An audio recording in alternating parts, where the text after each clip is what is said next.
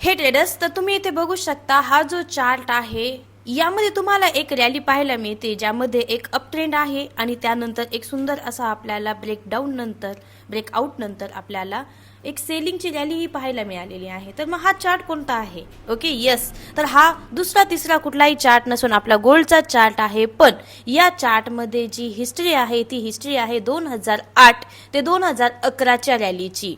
Yes friends, 2008 ते 2011 मध्ये एक छान अशी बाईंग रॅली आपल्याला पाहायला मिळालेली आहे, ज्यामध्ये एक क्लिअर अप ट्रेंड आपल्याला पाहायला मिळतोय. आणि त्यानंतर काय झालं, 2011 मध्ये इमिडिएट सेलिंग आलेली आहे. तर तुम्हाला प्रश्न पडला असेल की मी हा जो चार्ट आहे हिस्ट्रीमध्ये का बघते, तर याचं रिझन एकच आहे की 2026 मध्येही आपल्याला याच पद्धतीचे इंडिकेशन मिळत आहे. मग हे इंडिकेशन, हीच हिस्ट्री 2026 मध्येही रिपीट होऊ शकते का? तर याबद्दल आज आपण डिस्कस करणार आहोत. जसं की तुम्ही इथे बघू शकता, 2011 नंतर एक साइडवेज मार्केट राहिलेला आहे आणि साइडवेज मार्केट नंतर मार्केटने जो ब्रेक डाऊन झाल्यानंतर मार्केटमध्ये एक सेलिंगची रॅली आपल्याला इथे पाहायला मिळाली आहे.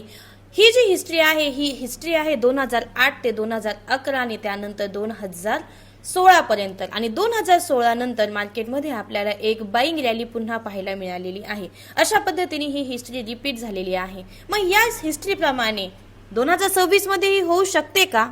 तर याबद्दल आपण आज कंपॅरिझन बघणार आहोत 2011-2026. असं काय झालं होतं 2011 मध्ये, त्यावेळेसही सेलिंग पाहायला मिळाली आणि 2026 मध्येही. मग हिस्ट्री रिपीट होते असं आपण प्रत्येक वेळेस म्हणत असतो. मग 2026 मध्येही आपल्याला ही हिस्ट्री पाहायला मिळेल का रिपीट? मग जर हिस्ट्री रिपीट होत असेल तर कमीत कमी डाऊनफॉल किती असू शकतो याबद्दल आपण या व्हिडिओमध्ये डिस्कशन करणार आहोत. हे बघा फ्रेंड्स, हा चार्ट आहे आपला 2026चा वीकली टाइम फ्रेम आहे. या वीकली टाइम फ्रेमवर आपण बघत आहोत की गोल्डमध्ये 3500 पासून जी रॅली गोल्डने पकडली होती, त्यानंतर गोल्डमध्ये एक बाईंगची रॅली आपल्याला पाहायला मिळाली.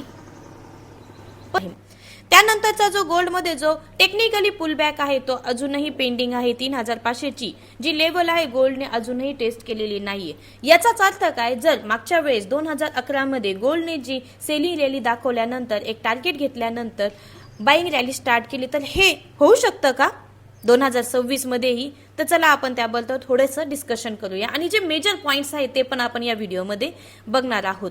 तर बघू शकता तुम्ही, हा वीकली चार्ट आहे. वीकली चार्टमध्ये गोल्डने मागच्या वेळेस आपल्याला 4100चा लो दिलेला आहे. इथे बघू शकता तुम्ही 4100चा लो दिल्यानंतर गोल्डमध्ये एक छान अशी आपल्याला बाईंग पाहायला मिळालेली आहे.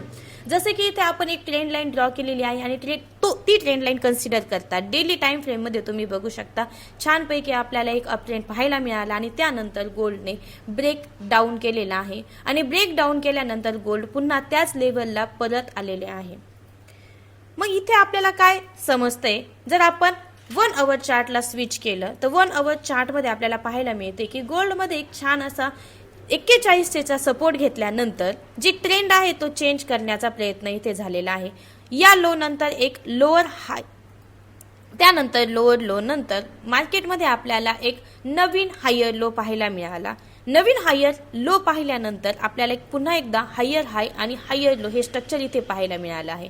परंतु गोल्डने हे स्ट्रक्चर बनवल्यानंतर आता काल फ्रायडेला हे स्ट्रक्चर ब्रेक केलेलं नाही आणि इथेच गोल्डने काय केलं, नवीन हायर हाय बनवण्याच्या ऐवजी एक लोअर हाय क्रिएट केलेला आहे. मग याचा अर्थ काय होऊ शकतो, येणाऱ्या वीकमध्ये आपल्याला सेलिंग होऊ शकते का गोल्डमध्ये, का बाईंग होऊ शकते? चला याबद्दल आपण आता डिस्कस करणार आहोत.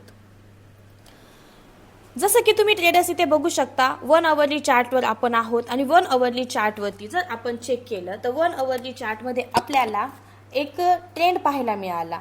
तो ट्रेंड मी तुम्हाला ऑलरेडी सांगितला आहे आणि आता ज्या मेजर लेवल्स आहेत त्या मेजर लेवल्सला आता आपण बघूया कुठल्या मेजर लेवल्सला गोल्ड स्ट्रगल करत आहे. तर एक लेवल जर आपण बघितली तर गोल्डमध्ये आपण एक लेवल बघू शकता पाठीमागे एक 4600ची लेवल जी आहे 4600 ही जी लेवल आहे गोल्डने इथे काय केलेलं आहे, बऱ्याच वेळा स्ट्रगल केलेला आहे. गोल्डने बऱ्याच वेळा रेजिस्टन्स पकडला आणि त्यानंतर इथे ड्रॉपही झालेला आहे. इथे थोड्या वेळ मार्केट साइडवेज राहिल्यानंतर इथे ब्रेकआउट झालेला आहे. ब्रेकआउट झाल्यानंतर गोल्डमध्ये आपल्याला एक हाय बघायला मिळाला. तिथून गोल्डमध्ये एक सेलिंग आल्यानंतर गोल्ड पुन्हा त्याच लेवलला आल्यानंतर आपल्याला एक बाईंग पाहायला मिळाली.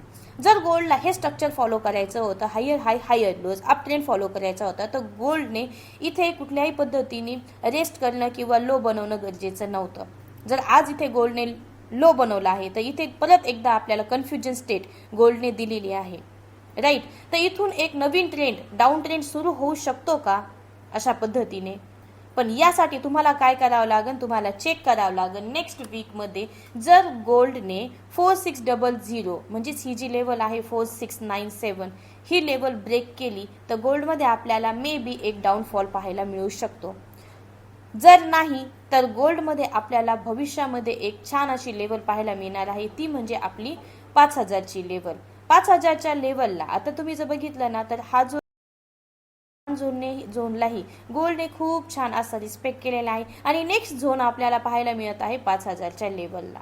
ओके, तर आता जर गोल्ड इथून बाईंगला गेलं तर आपल्याला नेक्स्ट टार्गेट जे आहे ते नेक्स्ट टार्गेट इथून आपल्याला मिळू शकतं ते 5000चं.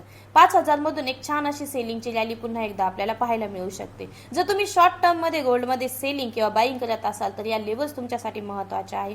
फर्स्ट लेवल आहे 4600 ची, त्यानंतरची जी लेवल आहे ती लेवल आहे 4861 ची आणि नंतर फायनल लेवल जी आहे ती 5000ची लेवल आपल्याला इथे पाहायला मिळत आहे. अशा पद्धतीने टप्पे गोल्ड घेतच गोल्ड आपल्याला काय करताना पाहायला मिळणार आहे, बाईंग करताना पाहायला मिळणार आहे. जर गोल्डमध्ये मंडेला जर सेलिंगची कॅन्डल पाहायला मिळाली तर कुठपर्यंत ड्रॉप होऊ शकतो यासाठी आपण एक ट्रेंड लाईन ड्रॉ करूया. येस, तर इथे तुम्ही बघू शकता अवरली चार्टमध्ये आपल्याला ही ट्रेंड लाईन पाहायला मिळते. जर ड्रॉप झाला आणि जर गोल्डला आपली जी ट्रेंड आहे जो हायर ट्रेंड आपण 4100 पासून पाहायला मिळतोय तो जर कंटिन्यू करायचा असेल तर गोल्डमध्ये आपल्याला गोल्ड पुन्हा एकदा या लेवलला येताना पाहायला मिळणार आहे. इथे एक झोन तयार होतोय, तो झोनही मी तुम्हाला इथे मार्क करून देते. हा झोन आहे अवरली चार्टचा. यामध्ये आपण जर 15 मिनिट्समध्ये स्विच केलं तर आपल्याला एक छोटा लेवल नक्कीच पाहायला मिळेल. तर ती फायनल लेवल मी तुम्हाला इथे देते. फायनल लेवल आहे, जर गोल्डमध्ये बाईंग आली तर लेवल्स नोट डाऊन करून घ्या. लेवल्स आहेत,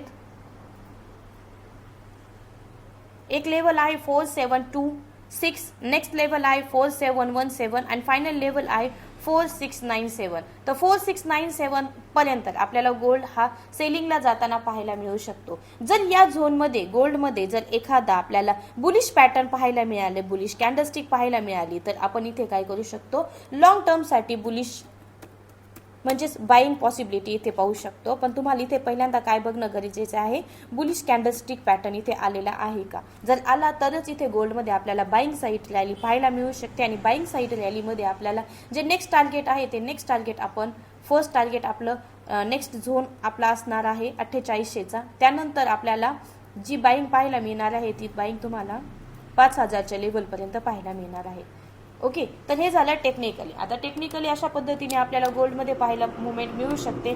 त्याचसोबत जर गोल्डमध्ये आपल्याला नेक्स्ट जो पॉईंट ऑफ व्ह्यू आहे तो नेक्स्ट पॉईंट ऑफ व्ह्यू पण आपल्याला कन्सिडर करणं गरजेचं आहे. नेक्स्ट पॉईंट ऑफ व्ह्यूमध्ये जो बॉटम मोस्ट अजून एक झोन आपल्याला गोल्डमध्ये पाहायला मिळतोय तो झोनही मी तुम्हाला इथे ड्रॉ करून देते आणि max to max selling price जी आहे ती पण इथं तुम्हाला मी सांगते.